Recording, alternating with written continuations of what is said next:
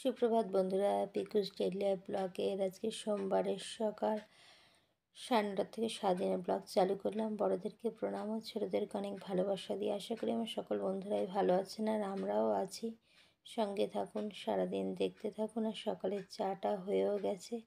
আর যেহেতু গরম চাটা আমি খেতে পাই না, তাই চাটা সোনার বাবাকে দিয়ে আর আমি জামা কাপড়টা মেলতে আসলাম যে তত সময় চাটাও জুড়িয়ে যাবে আর সেই ফাঁকে জামা কাপড় মেলার কাজটাও সারা হয়ে যাবে, কেননা বেশ অনেকটাই বেলা হয়ে গেছে।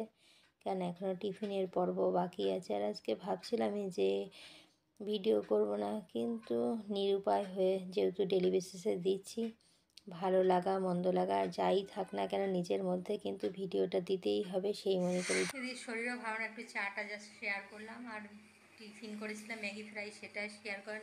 সমস্ত সবজি ওই ডিমের খোলা টোলা রয়েছে আর কিছু। আর এখন এই রান্না বসালাম, দেখা যাক কি রান্না করি। টকটা তো আমার রোজ করতেই হবে, টক আর ভাতটা বসিয়ে দিয়েছি।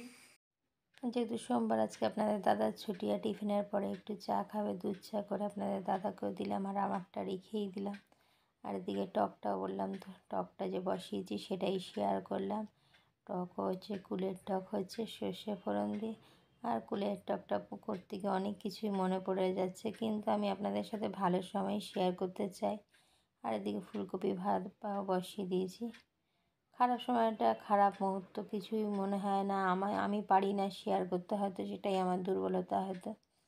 আর এদিকে ফুলকপি আলু ভাজা করে নিচ্ছি।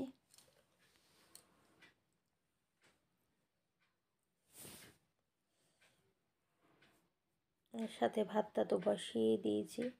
ফুলকপিটা নষ্ট হয়ে যাচ্ছিলো দেখে তাই ফুলকপি ভাজাটা করে নিচ্ছি। আর আজকে তেমন কিছু আর রান্না করব না ভাবছি, আর একটু মসুর ডাল করব ভাজাটার সাথে খাওয়ার জন্য।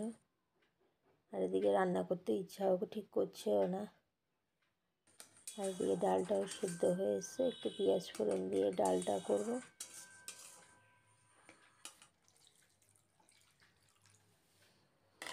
একটু ডালটা জাল উঠে গেছে, আর এখন একটু কড়াইতে তেল দিয়ে রাঁধুনি আর পেঁয়াজ ফোড়ন দিয়ে এই মসুর ডালটা ফোড়ন দেবো। আর এদিকে তো ফুলকপি আলু ভাজাও হয়ে গেছে, কুলের টক হয়ে গেছে, ভাতও রান্না হয়ে গেছে। এইটা করে এখন বাসনটা মেজে উঠতে পারলেই হয়, অনেকটাই বেলা হয়ে গেছে। আর আজকে অনেকগুলো কিছু কাজ আপনাদের দাদা আমার এগিয়ে দিয়েছে, কেননা গরম পড়ে যাচ্ছে। লেপ কম্বল কাঁথাগুলো সব রোদে দিয়েছে ওদিকে। আর সেটা দেখি পারলে আমি আপনাদের সাথে শেয়ার করবো। আগে কাজটা যেগুলো একটু করে নিই। রান্নাটা তো বললামই বাকি রয়ে গেছে, এখনও ধীর স্থিরভাবে করতে করতে আর হয়ে উঠছে না। আর এদিকে ডালটাও হয়ে গেছে, এখন নামিয়ে নেব বন্ধুরা।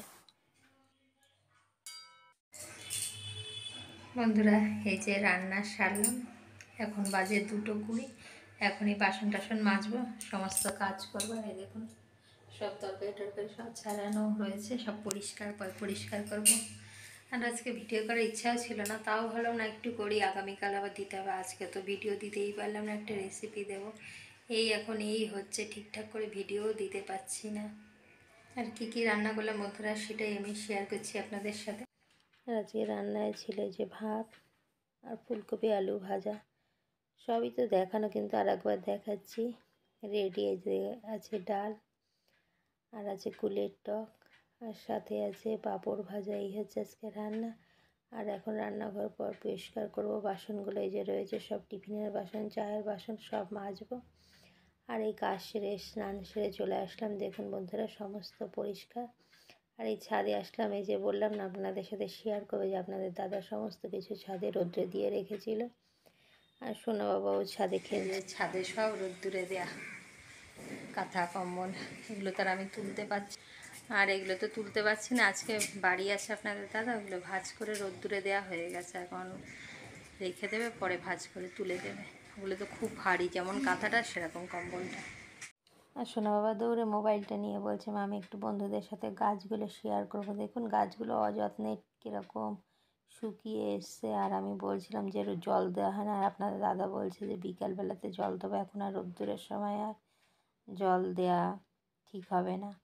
আর অযত্নে গাছের পাতা টাতাগুলো একটু নুয়েও পড়েছে, লেবু গাছটাও কীরকম হয়ে গেছে। আর আমি নিচে যাচ্ছি আর ভালো লাগছে না, আর এই নিচে নেমে আসছে। আর এদিকে ওদেরকে বলছি যে তাড়াতাড়ি আসো, খেতে দেবো, অনেকটাই বেলা হয়ে গেছে, আমি খাবার টাবারগুলো গুছাই।